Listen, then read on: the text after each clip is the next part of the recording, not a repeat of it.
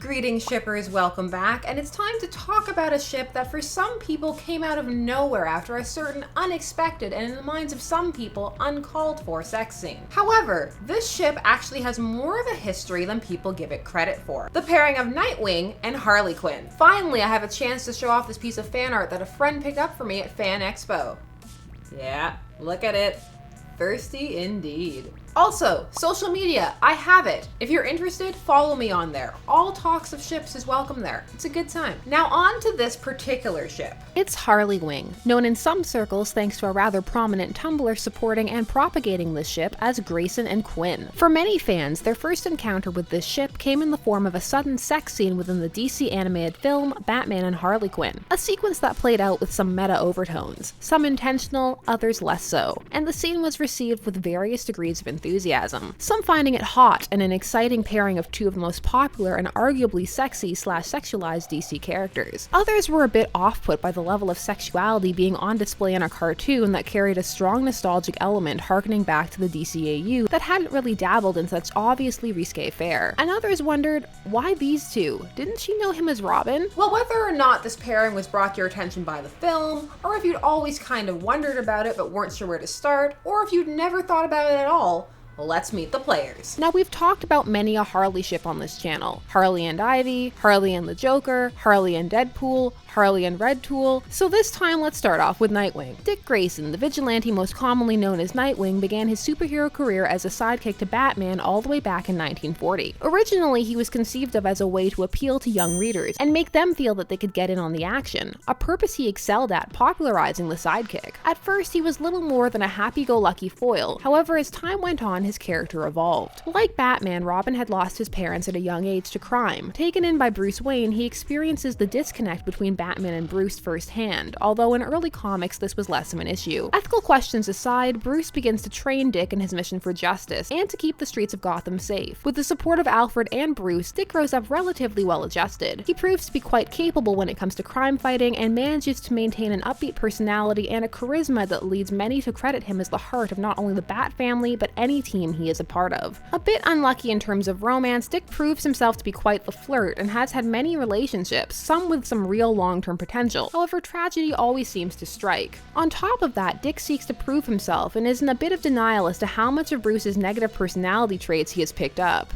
Eventually, the differences between the two lead to misunderstandings and ultimately the falling out that leads to him striking out on his own as Nightwing, a name he was inspired to take by Superman, although canons vary. Dick has proven himself to be quite the leader, yet is also able to work independently and is capable of great empathy and forgiveness, as over time he has for the most part mended his relationship with Bruce and is on good terms with most people he encounters. Despite this, he does have a tendency to mask what he truly feels with jokes, and his optimism can sometimes lead him into great disappointment. And of course, he grew up with Bruce Wayne, so he can brood. People also tend to expect a lot from him without a great deal of consideration for his own feelings. As of his first solo Nightwing comic series that began in 1996, specifically the Devin Grayson arc, he has also become a sex symbol, his attractiveness becoming part of his character to the point where he is now one of the most sexualized male characters. For those who are a fan of the Hawkeye project, wherein suggestive covers of females are redrawn featuring Hawkeye, take a read of current Nightwing or Grayson, or even the end of the first Nightwing solo series. For those seeking equal opportunity exploitation, Nightwing is your character. There is a much larger discussion to be had on this topic as to whether or not it is deliberate, empowering to the female populace to see this trope played out with a male, or whether or not such exploitation was always there but simply playing out along differently gendered lines, or if it's positive or a negative. It's quite a long discussion, and we don't want this video to be Zutara length, so let's leave that for a Nightwing-centric video.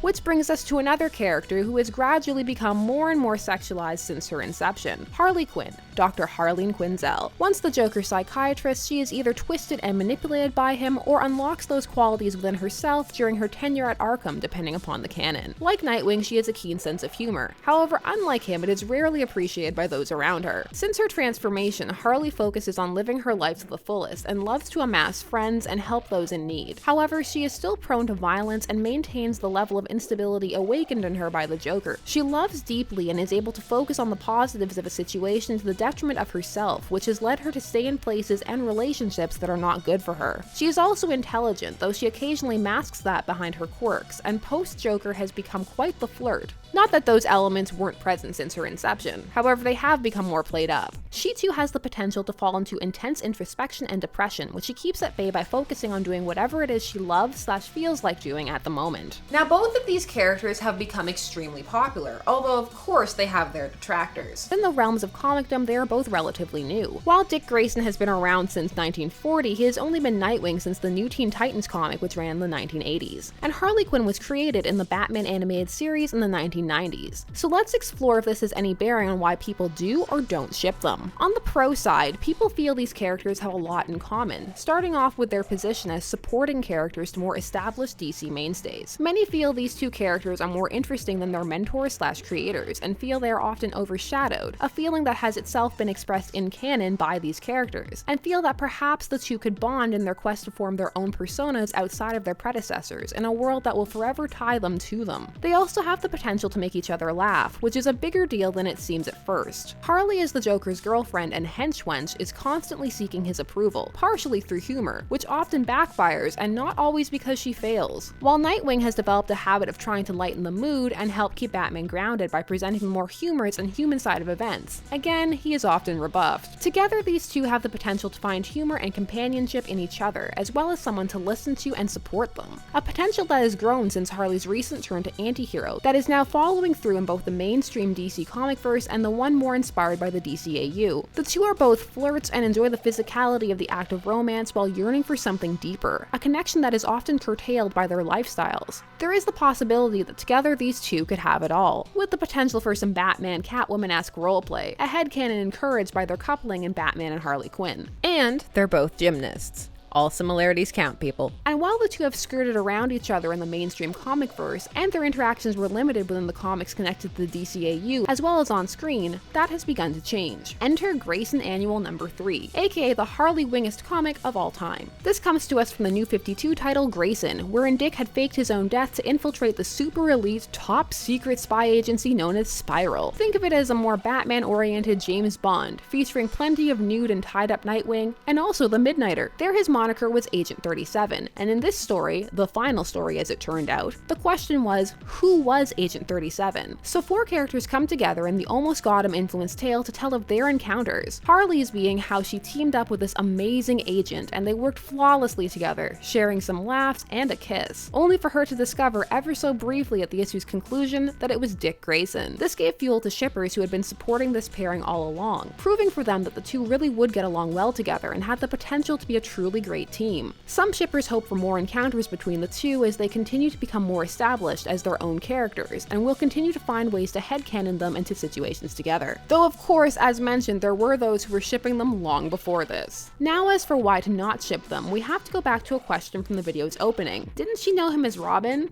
And the answer is both yes and no. If you're going by the canon of the comic verse, the answer could potentially be no depending upon the timeline when Harleen becomes Harley and Dick transitions to Nightwing. However, since Harley first appeared in Batman the Animated Series, fans often take much of her history from there, in addition to the comics, or at the very least are aware of it, and in that canon, yes, she knew him as Robin. A slightly older Robin of burgeoning college years, but as Robin nonetheless. While both her and Ivy taking advantage of Robin was played for humor, there is an element of discomfiture for some regarding the age gap coupled with the fact that she saw him grow up from teen to young adult, causing some to view this relationship as potentially predatory, although there is less outrage over that, not only because the ship is smaller, but also because so is the age gap, and as such, there is really nothing illegal going on. And society also has much less of a socialized stigma when it comes to older women sleeping with younger boys/men, as the general assumption regarding males tends to be that they are always looking for sex and will want it no matter what, whenever and however they can get it, which has led some to the erroneous assumption that they cannot be taken advantage of, or that sex will always mean less to them than their female counterparts. However, there are some who feel that whether or not this double standard is in play, it has no bearing, as that tends to relate to relationships of uneven power dynamics, with some feel that this relationship does not involved. However, for those who do not subscribe to this double standard, some find this potential relationship unsettling. For those who fear that Harley took advantage of the Joker thanks to her position as his psychiatrist, worry that she would do the same to Nightwing, use her skills to manipulate him into being with her, changing him to something more closely resembling herself. Others feel that the two simply don't match, and that the villain-hero divide may be a fun concept to play with, or even as a potential fling, but does not have the ability ability to sustain a long-term relationship without one or both of the characters drastically changing, and others simply think that the hero-villain dynamic is played out. For some, it simply hadn't crossed their minds. While the two are very prominent characters, they don't exactly move in the same circles. There is also the fact that both are members of much more popular alternate pairings, with strong fan bases who are also willing to keep their ships alive regardless of canonicity or recentness of interaction. These more popular ships, particularly the canon ones, tend to be rehashed or at the very least revisited upon each reboot, meaning there is often more fodder being added to them than a pairing such as this one, which is largely why the aforementioned sex scene in 2017's Batman and Harley Quinn came out of nowhere for many fans. Sex aside, the characters' interactions within the film showcased many of the strengths fans of this pairing had come to anticipate, and even added some by briefly exploring the difficulty Harley has in finding gainful employment after going straight, and by having Nightwing express how much the losses they suffer in the line of duty affects him. By having the other half of said pairing there to witness these moments, it lent credence to the potential depth of a relationship between these two. And for those who enjoyed their foray into the land of the Triple X, they could take comfort in the fact that their encounters could be quite kinky, adding ammunition to the more smut-based out there. Still, for those shipping it long before this or Grayson, while their numbers may be few, their passion is undeniable. Grayson and Quinn being a notable example of authors creating numerous works for this pairing, as well as manips, and providing a fertile ground for those who also enjoy this ship or are merely curious about it. These creators have kept their passion alive from 2014 to the time of this recording, and hopefully onward. For those willing to entertain it, every banter exchanged in battle, every scene shared in a comic on screen or in a video game, or even ones that could potentially have been shared, become ripe for the unrealized ship that is HarleyWing. Are you guys HarleyWing shippers? Did the movie make you interested? Or was this something you wanted to dip your toes into long before? And as always, if not, what Harley Quinn and Nightwing ships are your faves? Let me know in the comments down below.